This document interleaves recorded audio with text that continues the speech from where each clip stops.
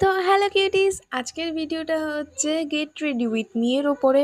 তো আজকে ক্রিয়েট করছি একটা সাউথ ইন্ডিয়ান লুক, যেটাতে আমি ড্রেস আর জুয়েলারি পরে নিয়েছি। তো তারপরে আমি কিন্তু আমার ফেস ওয়াশ দিয়ে মুখটাকে ক্লিন করে নিয়েছি।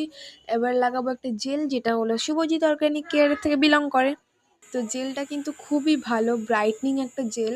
তো তোমরা নিজেরা দেখতে পাচ্ছ রেজাল্টটা, জেলটা লাগানোর পর কতটা ফ্রেশ আর ক্লিন লাগছে মুখটা। জেলটা শুকাতে বেশি টাইম লাগে না, তাও আমি একটু ফ্যান দিয়ে শুকিয়ে নিলাম যাতে তাড়াতাড়ি হয়, বিকজ আমার একটু তাড়া ছিল, স্কুলের জন্য রেডি হচ্ছি। তো তো স্কুল বলতে মানে স্কুলে একটা ফাংশন ছিল।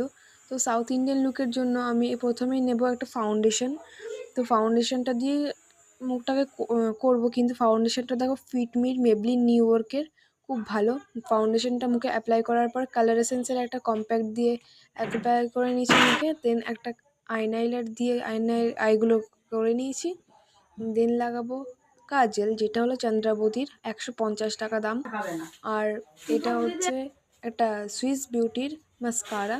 তো মাস্কারাটাও কিন্তু খুব ভালো, সুইস বিউটির প্রোডাক্টগুলো খুব ভালো হয়। তো তোমরা সবাই জানো চন্দ্রাবতীর কাজলটাও খুব ভালো ছিল।